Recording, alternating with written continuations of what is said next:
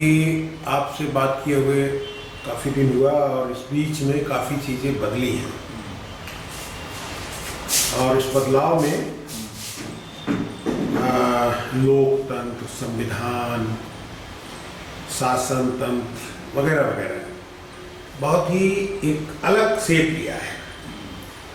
तो मेरे ख्याल से आप चूँकि जनता में रहते हैं, लोगों के बीच में चर्चा पर चर्चा करते रहते हैं, तो निश्चित तौर पर आपको महसूस हो रहा होगा कि देश किधर जा रहा है या जो सारे आंदोलन थे उनकी क्या गति हुई है इस बीच। समझता हूँ कि देश या हम कहें भारत दो हिस्सों में बटा है।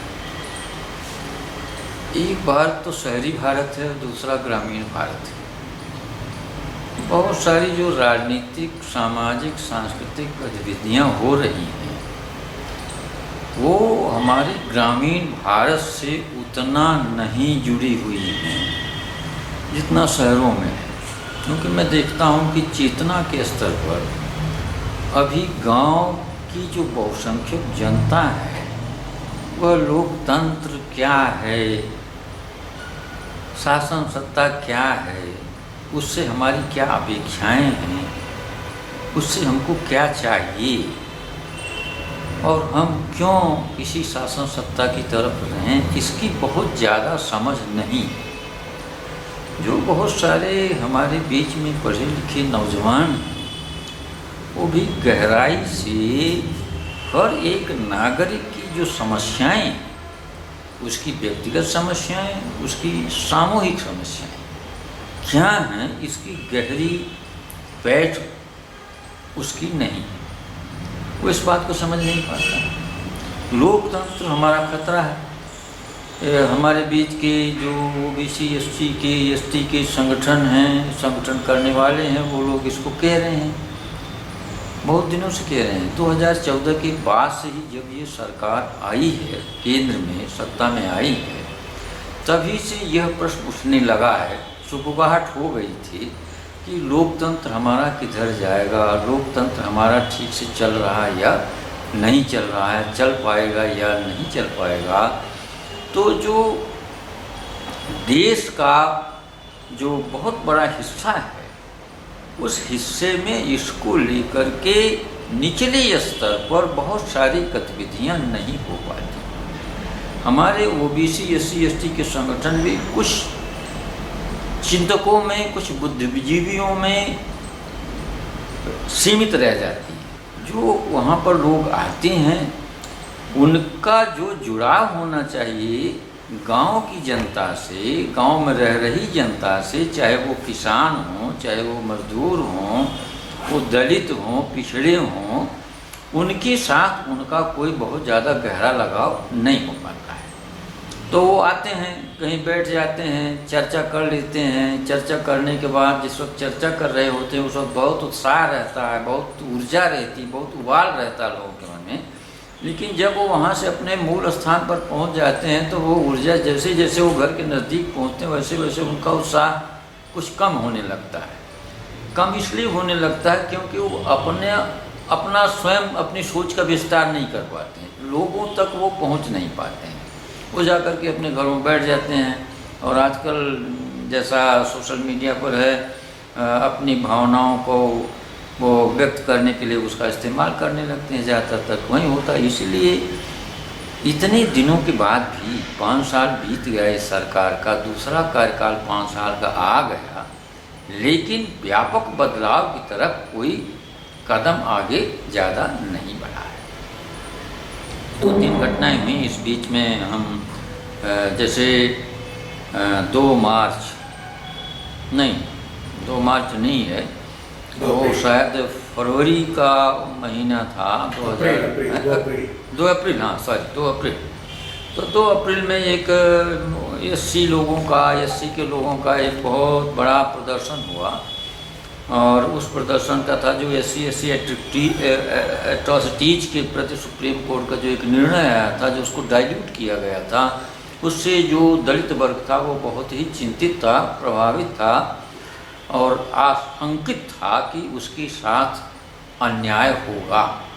इसलिए बिना किसी बहुत प्रभावशाली नेतृत्व के, चाहे सोशल मीडिया के माध्यम से, चाहे कानून के माध्यम से, वो लोगों में एक उत्साह आया, लोग इकट्ठा हुए, एक अच्छा खासा प्रदर्शन हुआ और सरकार उससे प्रभावित हुई और सरकार ने यह कोशिश की कि वो सुप्रीम कोर्ट से जाए और उसमें फिर से एक अपील उनसे करे कि इसको पुनर्विचार पर करें, और कोर्ट ने भी उसको पुनर्विचार किया।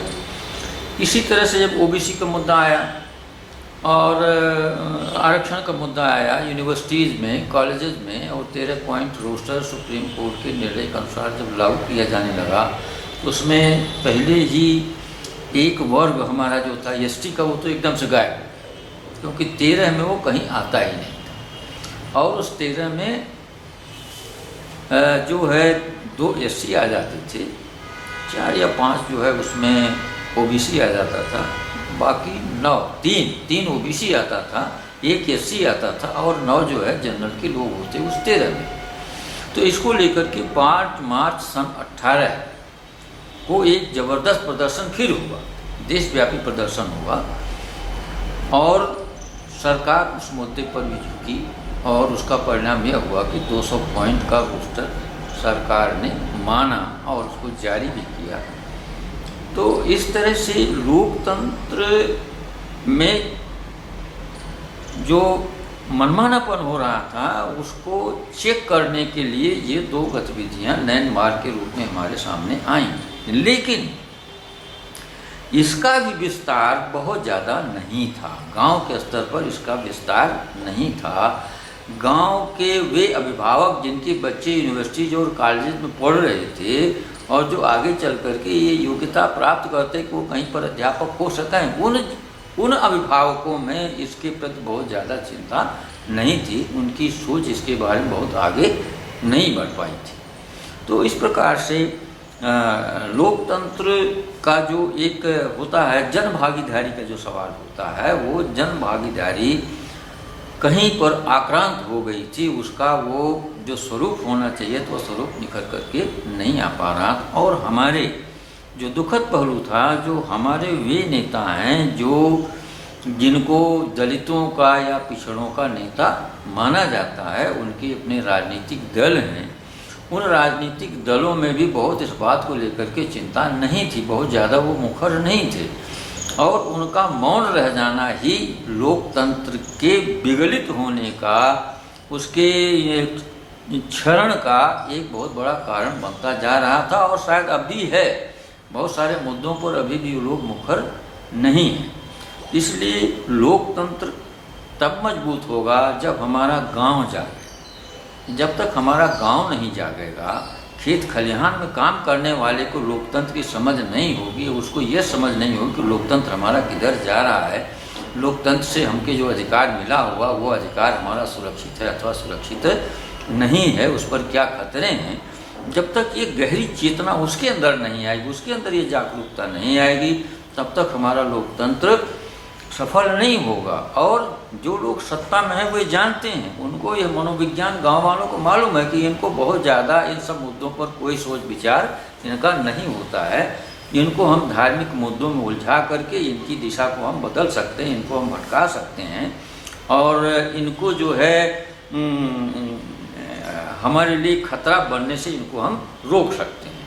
वो काम बखूबी कर रहे हैं, वो धार्मिक मुद्दों को उछाल रहे हैं, हिंदू मुसलमान के मुद्दों को उछाल रहे हैं। और जैसे अतीत में ये कोशिश की गई, हमारी जो वेदांत की फिलॉसफी है, हमारा जो हिंदू जिसको सनातन धर्म हम कहते हैं, उसकी जो मान्यता है कि आदमी का जो वर्तमान जीवन है, उसका जो दुख दर्द है, वो यह न समझे कि वो किसी शासन की व्यवस्था के कारण है, बल्कि उसके लिए वो स्वयं दोषी है। स्वयं दोषी इस रूप में है कि उसने पूर्व जन्म में जो गलत काम किया था, जो अच्छे काम उसने नहीं किया था, उसी के परिणाम उसका ये वर्तमान जन्म है और ये वो अपने प्रारब्ध को भोग रहा है। तो उसको उसने प्रारब्ध के ऊपर डाल दिया, उसको उसने जो है किसी सरकार का, किसी व्यवस्था का दोष उसको नहीं माना।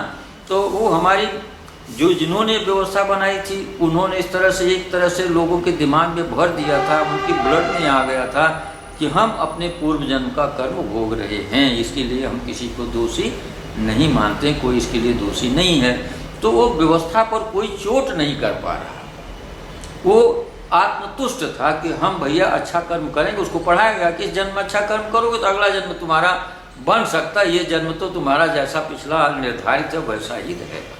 तो हमारी सरकार ने भी इस मनोविज्ञान को समझा कि हमारा गांव का आदमी तो भगवान भरोसे बैठा रहता है, वो ये समझता कि जो कुछ भी संकट है वो ऊपर वाले की मर्जी से आया हुआ है, इसके लिए कोई सरकार दोषी नहीं है। और इसी भावना को पुष्ट करने के लिए वो तरह तरह के षड्यंत्र, तरह तरह के आयोजन करते रहते हैं। कभी माघ मेले के नाम पर, कभी अयोध्या में रामनवमी के नाम पर, कभी किसी और तीर्थ के नाम पर, किसी और मेले के नाम पर, किसी को और कांवड़ यात्रा के नाम पर, इसको सारा वो करते रहते हैं ताकि लोग भूले रहें और हमारी तरफ उनका ध्यान ना हो। तो एक तरह से अगर आपकी इस बात को देखा जाए तो देश जहाँ विज्ञान, अर्थशास्त्र, इंडस्ट्री, उद्योग, नौकरियों में आगे जाना था, जिसके लिए ये सरकार कह करके आई थी, ये तो मध्यकाल की तरफ ले जा रहे हैं। हाँ बिल्कुल, आप बिल्कुल ठीक कर रहे हैं। यह सरकार जो है नारा तो देती 21वीं 22वीं आगे की सदी का कि हम उधर ले जा रहे हैं भारत को, लेकिन वैचारिक स्तर पर, सांस्कृतिक स्तर पर, जहाँ से आदमी की सोच बदलता है, जिस वैज्ञानिक सोच के आधार पर, जिस तर्क बहुलता के आधार, तर्कशीलता के आधार पर देश को आगे हम ले जा सकते हैं, उसको वो कुंद कर रहा है, वो उसको पीछे की तरफ ले जा रहा है कि ये जो है आगे न देखे, ये पीछे की तरफ देखे। और वो उसका पूरा प्रयास है कि जितने ये लोग पीछे की तरफ देखेंगे, हम टेक्नोलॉजी की बात करेंगे, हम विज्ञान की बात करेंगे, हम स्पेस की बात करेंगे, सब कुछ बात करेंगे, लेकिन बौद्धिक स्तर पर इनको हम पीछे लेंगे। तो ये सरकार बिल्कुल ये इसको मध्य की तरफ ही ले जा रही है। सारा प्रोग्राम इनका उसी तरह को हो रहा है। आज मैं अभी सुन रहा था कि जो औरतें महिलाओं की सुरक्षा के लिए उत्तर प्रदेश में वो काम कर रही हैं, 181 के तहत 9 महीने से उनको वेतन नहीं मिला है। अच्छा, तो 9 महीने से उनको वेतन नहीं लगा तो महिलाएं ये कह रही हैं कि हमारे बच्चे की फीस नहीं दे पा रही हूँ, उनका एडमिशन ख़त्म हो गया, वो घर बैठ गए हैं, पढ़ नहीं पा रहे हैं। ये सब क्या है? ये सब यही है कि पैसा, अयोध्या में करोड़ों रुपए का दिया जलाने का पैसा हमारे पास है।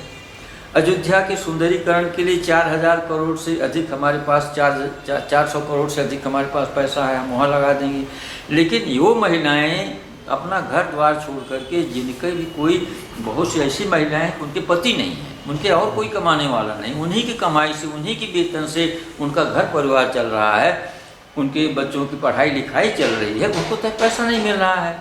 तो क्या हो रहा है? ये तो उसी तरफ ले जाना होगा कि हम इन धार्मिक मुद्दों में, फालतू मुद्दों में पैसा हमारे पास है, वहाँ हम लगाएंगे, लेकिन जो आम आदमी है, आम जनता है, उसके हित के लिए हम कोई काम नहीं करेंगे। उसको हम वही, जैसे होता था ना कि ऐसा ऐसा काम करोगे तुमको स्वर्ग में हम मिल जाएगा, तुमको अगला जन्म बढ़िया मिल जाएगा, उसी तरह से उनको भी लगे रहो, ऐसे काम करते रहो और जो है वो राम के गुण गाते रहो, तुम्हारा कल्याण होता रहेगा। इससे तो कल्याण होने वाला नहीं, लेकिन ले वो उसी तरफ जा रहे हैं। आदमी की सोच को वैज्ञानिकता की तरफ, तर्क की तरफ, वैज्ञानिक सोच के सीधे सीधे अर्थ में हम कहें कि तर्क के साथ सोचना कि कोई काम हो रहा है वो सही है या गलत है, इसकी तरफ हमारा ध्यान नहीं जाने दे रहे हैं। ये तो ये सरकार कर ही रही है, सरकार की योजना भी ये है, क्योंकि इसी तरह के वो अब राम मंदिर का निर्माण शुरू होगा, उसमें अरबों रुपए होंगे और उसमें जैसा हो रहा है कि सब के सब प्रबंध जो करने वाली समिति, उसमें सब ब्राह्मण ही हैं। एक OBC से SC बने हुए कामेश्वर चौपाल को रख दिया और बाकी लोग उसमें किसी तरह नहीं, तो हिस्सेदारी नहीं है। तो कुल मिलाकर के ब्राह्मण राज जो था, उसी ब्राह्मण राज को कायम करने की कोशिश की जा रही है। और ब्राह्मण राज का मतलब होता है कि सोचना बंद करो, जी, आंख मूंद करके चलना शुरू करो। मनुस्मृति का एक तरह से, हाँ, मनुस्मृति का एक तरह से उसका पुनरुत्थान हो रहा है। ये रिनासा एक तरह का है जो मनुस्मृति को फिर से लाओ, हिंदुत्व का रिनासा। हिंदुत्व का निराशा। तो चूंकि आपने आंदोलन किए भी हैं, आंदोलन देखे भी हैं, तो ऐसा क्या कुछ नजर आता है कि जो इतनी बड़ी साजिश राज्य के लेवल पर, सत्ता के लेवल पर, शासन के लेवल पर, उससे क्या रास्ता निकलेगा? कैसे इस चीज से जो प्रभावित होने वाले लोग हैं वो कैसे लड़ पाएंगे? कुछ आपको क्या इस पे आप बताएंगे कुछ? ये जब हम इस पर सोचने बैठते हैं, लगभग हमारा भी 50-55 साल का अनुभव है और लोगों के बीच में रहे हैं और लोगों को चेतना जागृत करने का काम करते रहे हैं, लेकिन बहुत सारी जो वो साजिश जिन्होंने सदियों से कर रखी है, अब भी वो साजिश करने से बाज नहीं आती।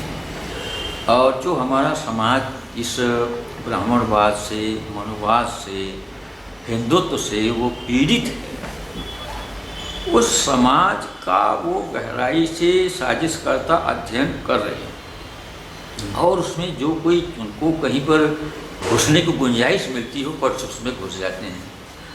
हमारा समाज चूँकि अनेक जातियों में बटा हुआ है और हर वर्ग जातियों में बटा हुआ है। यहाँ की जो सवर्ण है वो भी जाति उपजाति में बटा हुआ है, लेकिन उनमें चालाकी यह है कि वो अपने वर्गीय चेतना से युक्त है। जाति में उपजाति होने के बाद भी उनमें एक तरह की वर्गीय चेतना है, लेकिन जो गैर सवर्ण बहुत बड़ा हमारा समाज है, आदिवासियों तक, जंगल में रहने वाले लोगों तक, उसमें अभी वर्गीय चेतना नहीं है।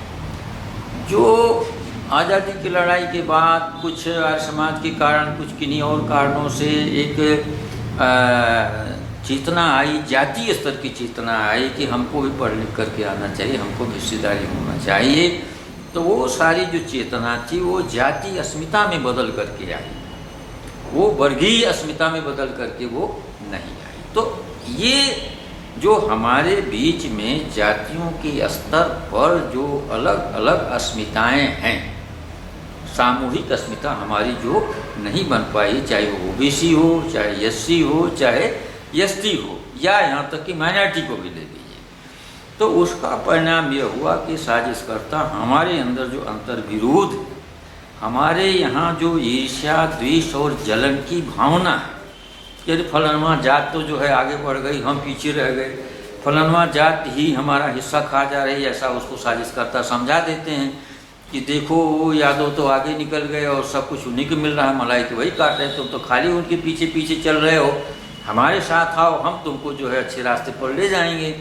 तो इस प्रकार की भावना को जब तक हम ख़त्म नहीं करेंगे, निरंतर लोगों के बीच में जा कर के, समझा कर के, उदाहरण देते हुए, और जब तक वो उनके मन में जो नकारात्मक चीज़ पैदा कर दी गई है, जो एक ईर्ष्यात्मक चीज़ पैदा कर दी गई है, परस्पर जलन की जो भावना पैदा कर दी गई है, जब तक इसको हम समाप्त नहीं करते हैं, तब तक हमें बहुसंख्यक होते हुए भी अल्पसंख्यक का दुख भोगना पड़ेगा।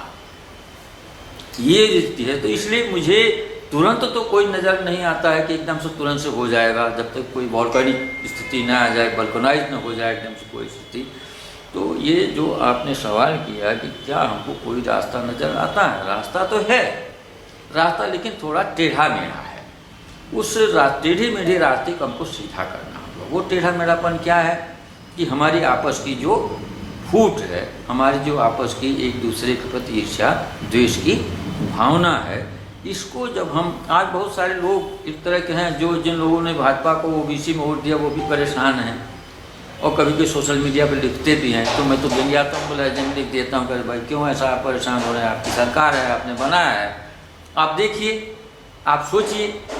तो अभी यह सोच धीरे धीरे जितने मार पड़ेगी उतने पिछड़ों में इस बात की शायद चेतना जागृत हो कि हमको साथ रह करके लड़ना, अपना हक प्राप्त करना। अलग अलग हम अपना हक प्राप्त नहीं कर सकते, अलग अलग रह करके हम यूज हो सकते हैं। एक और बात अच्छा, इसमें जो आपने बात की पिछड़े की, तो एक सवाल खड़ा होता है कि जब लड़ाई की बात आती है और किसी के विरोध की बात आती है, तो जो दूसरा पक्ष है, जो सत्ता में है, जो मनुस्मृति की व्यवस्था विराज कर रहा है, वो एक चेहरा दिखा देता है कि ये तो पिछड़ा ही है, हमारे पास प्राइम मिनिस्टर है।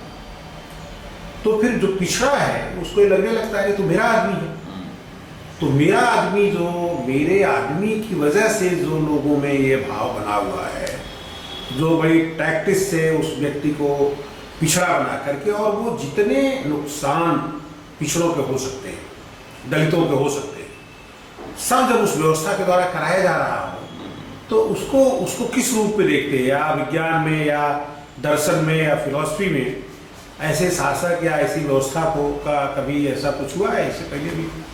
ऐसा होता है, ये प्रतीकात्मक राजनीति है। हम आपको दो चार उदाहरण देकर समझाएंगे। जैसे जब इंदिरा गांधी देश की प्रधानमंत्री हो गई, ये हो गया कर भाई महिला प्रधानमंत्री हो गई, तो लेकिन महिलाओं का तो सब कुछ कल्याण हो जाना चाहिए था, लेकिन ये एक मिथक बन के रह गया। इंदिरा गांधी के प्रधानमंत्री रहते हुए भी महिलाओं की स्थिति में कोई बहुत परिवर्तन नहीं आया। आदमियों का जो पुरुष का वर्चस्व था उसमें कोई कमी नहीं आई, बौद्धिक स्तर पर उसमें कोई कमी नहीं आई। मायावती जी मुख्यमंत्री हो गई उत्तर प्रदेश की, लेकिन स्कूलों में दलित वर्ग की महिला का बनाया हुआ खाना न तो अध्यापक खाते थे, न तो लड़के खाते थे, न उनको जो है खाने दिया जाता था। तो वो जो परिवर्तन एक होना चाहिए था, जिसको हम सांस्कृतिक परिवर्तन कहते हैं, वो सांस्कृतिक परिवर्तन नहीं हुआ। आज फर्ज कर लीजिए कि रामनाथ कोविंद जी महामहिम हमारे हैं, राष्ट्रपति हमारे हैं, लेकिन राजस्थान के नागौर में प्राइवेट अंग में पेट्रोल डाल दिया जाता है, पेशकश से उसका जो है वो किया जाता है, लेकिन कोई फर्क नहीं पड़ता है। कानपुर में जहाँ केशव प्रसाद जी बहुत चंदन लगा करके, मुस्कुरा करके लोगों पर, पिछड़े वर्ग के नेताओं पर व्यंग करते रहते हैं, अपशब्द भी कहते रहते हैं, उनके रहते हुए भी कानपुर में जहाँ पर बुद्ध कथा का आयोजन किया था दलितों ने मंगटा गांव में गजनेर थाने के अंतर्गत, तो वहाँ पर दबंग राजपूतों ने 2000 की संख्या में आकर के उनको बुरी तरह से, महिलाओं को, बच्चों को, पुरुषों को पीटा, घायल किया और स्कूलों में नहीं जाने दिया उनको। लेकिन उस स्थिति पर न तो महामहिम रामनाथ कोविंद का कोई बयान आया, न तो केशव मौर्य का कोई बयान आया, न उनके किसी तरह का परिवर्तन आया। तो इस तरह की जो प्रतीकात्मक राजनीति अतीत में भी ऐसा हुआ है कि जितने धर्मशास्त्र लिखे गए हैं उसमें बहुत से ऐसे राजाओं के समय में लिखे गए हैं जो ओबीसी वर्ग से आए हुए होंगे, लेकिन उनके समय में कोडिफिकेशन जो हुआ वो हमारे खिलाफ हुआ। तो ये जरूरी नहीं है कि जो आदमी सरोकार फील न करता हो, लगाव न महसूस करता हो दलितों से, पिछड़ों से, और वह किसी साजिश के तहत किसी धारा को मोड़ने के लिए वो कुर्सी पर बैठा दिया जाए तो उससे कोई बड़ा व्यापक परिवर्तन हो जाएगा। ऐसे तमाम सारे उदाहरण हैं। हम उदाहरण ले सकते हैं बिहार का। 30 साल की राजनीति वहाँ पर हो गई।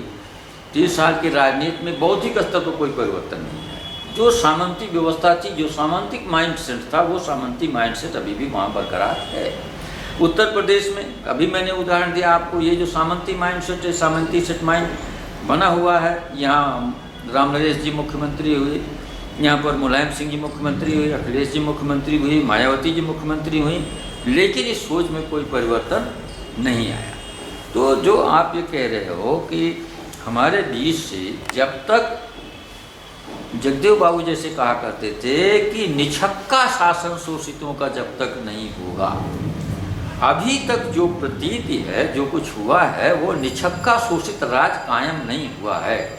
मोदी जी को लोग पिछड़ा कह रहे हैं, लेकिन उनके साथ जो मशीनरी जुड़ी हुई, उनके पीछे जो संघ का एक जो अमला जुड़ा हुआ है, वो उनको इधर उधर होने नहीं देगा। और मोदी ये अपनी पोजीशन बचाने के लिए उनके इशारे पर ही चलते रहेंगे, क्योंकि उनको डर है कि अगर हमने अपने ढंग से चलना शुरू कर दिया तो हम बेदखल कर दिए जाएंगे, हमारी कुर्सी छीन जाएगी।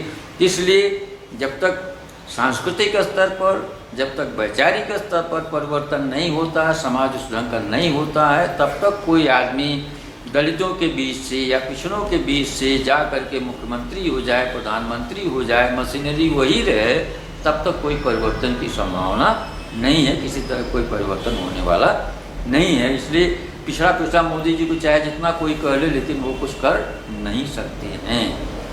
उसी तरह से रामनाथ कोविंद कुर्सी पर बैठ गए हैं, लेकिन आज अब सब लोगों ने देखा होगा कि जब वो पुरी में जाते हैं तो उनको धकियाया जाता है, उनको घुसने नहीं दिया जाता है।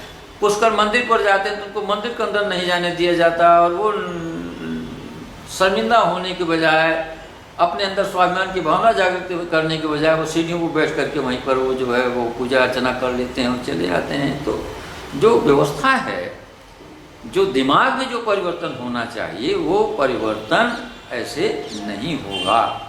जैसे तमिलनाडु का उदाहरण आप ले लीजिए, तमिलनाडु में पेरियार ने जो किया, तो उन्होंने माइंडसेट को चेंज कर दिया एक तरफ से, और उस माइंडसेट चेंज करने के बाद, उस तरह का समाज बन जाने के बाद, उस तरह की एक तरह की संस्कृति, वैकल्पिक संस्कृति डेवलप हो जाने के बाद, वहाँ जो सरकार 1967 में बनी, अभी करीब करीब उसी विचारधारा के लोग वहाँ पर हैं।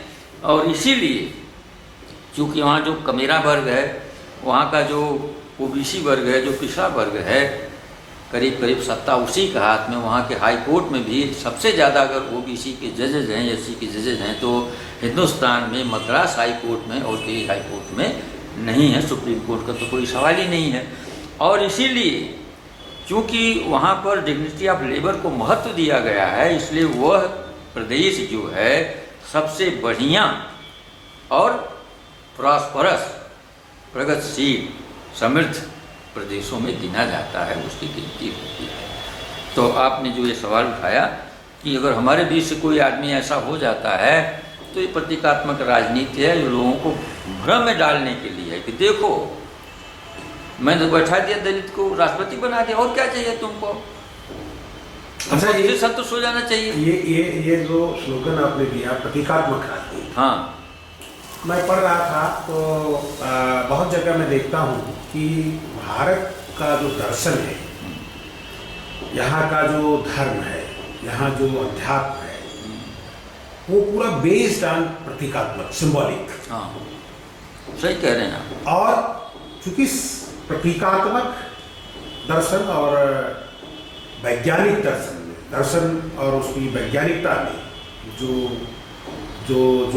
अंतर है, वही मूलभूत विकास और विनाश का एक तरह से फॉर्मेट बनता है। हाँ, फॉर्मेट बन जाता है।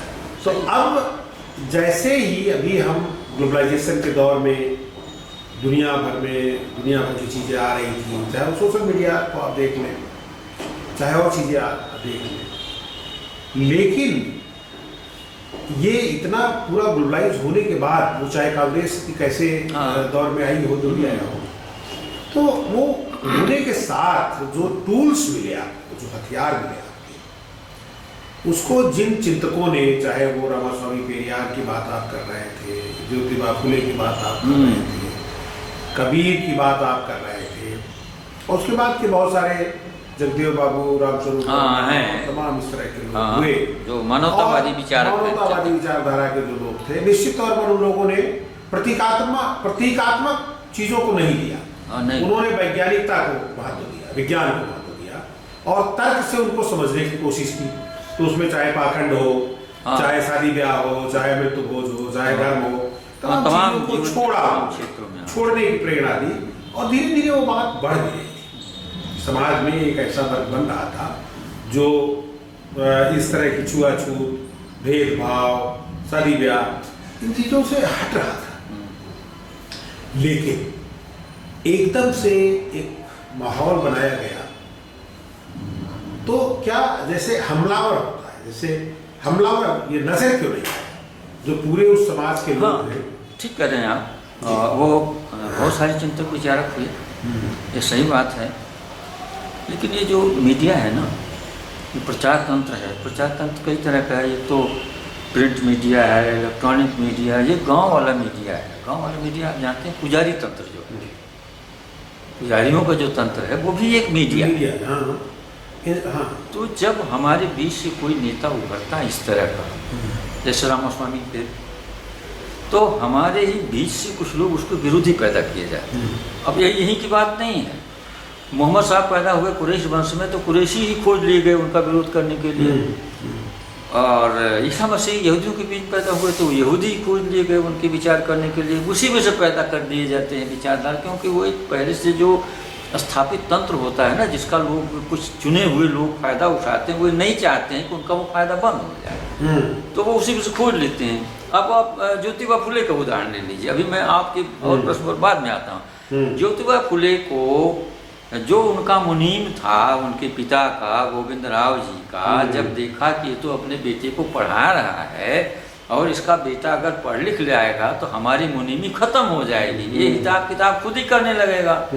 तब उसने उनके पिता को, ज्योतिबा फुले के पिता को समझाया, अरे देखो पढ़ना लिखना तुम्हारा धर्म नहीं है, तुम पढ़ा रहे हो तो तुम्हारा धर्म नष्ट हो जाएगा, और धर्म नष्ट हो जाएगा तो तुम्हारा अगला सारा जीवन, तुम्हारी अगली पीढ़ियां नष्ट हो जाएंगी।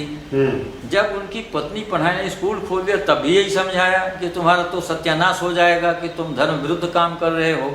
तो पिता ने ही अपने बेटे और बहू को घर से बाहर कर दिया। आप ये समझ रहे हैं ना?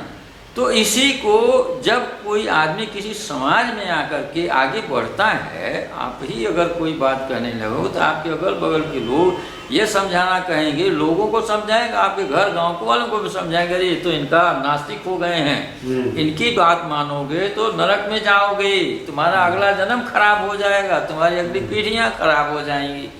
तो उसी में से आपके क्या होते हैं, विरोधी पैदा हो जाते हैं। तो आप एक को समझा के आएंगे तो 10 उसको समझाने आ जाएंगे, अरे इनके उसमें मत पढ़ना, ये तो बहुत गलत रास्ते पर ले जा रहे हैं। एक ये प्रवृत्ति। दूसरी प्रवृत्ति ये होती है कि जो हमारा और मीडिया होता है ना, वो ये समझाता है दूसरी जातियों को, जैसे आजकल हो रहा है ना कि राम स्वरूप वर्मा अगर कुर्मी बिरादरी में पैदा होकर के नेता निकल गए तो लोग कहेंगे अरे वो तो कुर्मियों के लिए काम कर रहे हैं, वो कुर्मियों के नेता हैं, कुर्मियों के नेता हैं। मुलायम सिंह तो यादवों के नेता हैं, भीमराव अम्बेडकर तो महारों के नेता थे, चमारों के नेता थे, चौधरी चरण सिंह जाटों के नेता थे, तो बाकी लोगों से क्या मतलब? तो ये होता है कि अगर मनुवादी विचारधारा का कोई एक आदमी है तो सारे लोग उसको प्रमोट करने में लग जाते हैं कि राष्ट्रीय नेता, ये देश का प्रेमी है, देशभक्त है, देश के कल्याण की बात करता है। दूसरा कोई होता है, पेरियार का भी बहुत विरोध हुआ, सब लोगों ने उनका विरोध किया, लेकिन अपने मार्ग पर वो अडिग रहे, चले, और उनके फॉलोइंग वो तर्क संगत ढंग से बात करते थे। यहाँ आप तर्क संगत ढंग से बात करेंगे, जैसा हमारा अपने जीवन का पूरा अनुभव है कि जब मैं मंच पर ये सारी बातें कह करके आता था, नीचे भीड़ में जाता था, तो वो मैं चेहरे देखता था तो लगता था कि इसमें इन सब लोगों को मेरी बात पसंद नहीं है। क्यों? नास्तिक हैं, अधार्मिक हैं, धर्म विरुद्ध बात कर रहे हैं, क्योंकि उनके दिमाग में धर्म भरा रहता है। तो जब वर्मा जी एक बार चुनाव लड़ रहे थे चौधरी नरेंद्र सिंह के खिलाफ, तो वर्मा जी से मैंने कहा कि वर्मा जी आपकी बिरादरी ही आपको वोट नहीं देगी। उन्होंने कहा क्यों? हमने कहा कि उसको यह उम्मीद है कि नरेंद्र सिंह जीतेगा तो मंत्री बनेगा और हमारा भला होगा।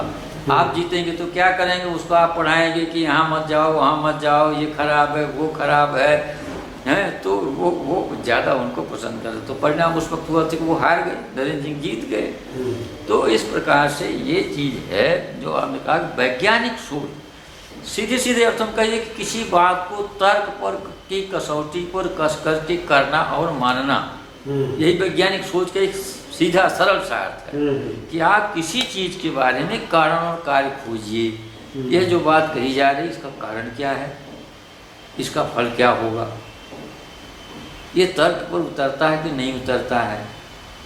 तो इस तरह से अगर आप सोचेंगे तो जैसे अब उस अर्थ में आइए, पत्थर की पूजा आप करेंगे, आप जाएंगे तीर्थ में जाएंगे, माला फूल चढ़ाएंगे, आप ये कभी नहीं सोचते हैं कि जो हम लड्डू हनुमान जी को चढ़ा आए उसमें से कितना हनुमान जी ने खाया,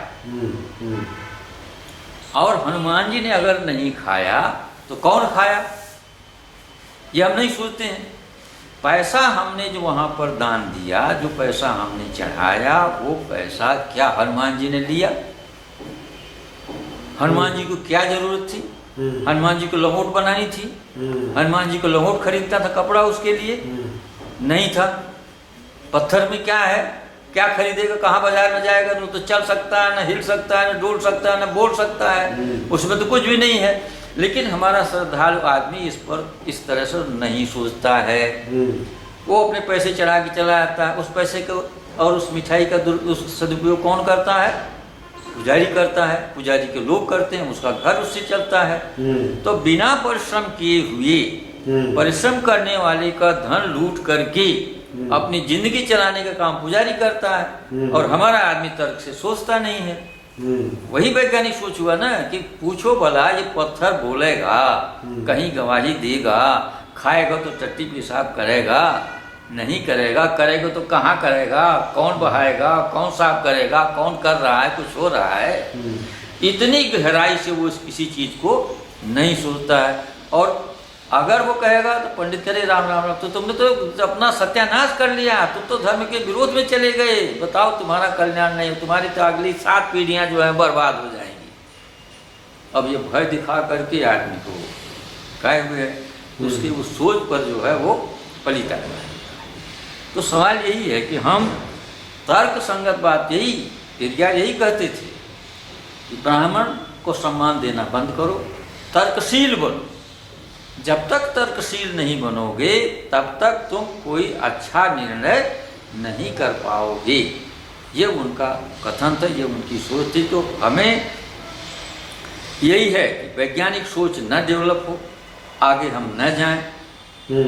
जिन देशों में, यूरोपियन कंट्रीज में जब तक पोप का राज चलता था, पोप की राजधानियाँ जब तक चलती थी, तब तक वहाँ कोई प्रगति नहीं। 16वीं शताब्दी में लोगों ने पोप को बाहर कर दिया, विज्ञान का जन्म हुआ। वैज्ञानिक ढंग से लोगों ने सोचना शुरू किया कि हर एक घटना का कोई कारण होता है और उस कारण को जानना जरूरी है। और अगर यह अन्वेषण की भावना यूरोप में ना आई होती तो आज जितना भी विकास हुआ है टेक्नोलॉजी का, वो नहीं हुआ होता। हम पोप के आदेश को मान करके स्वर्ग का टिकट ही खरीदते रहते।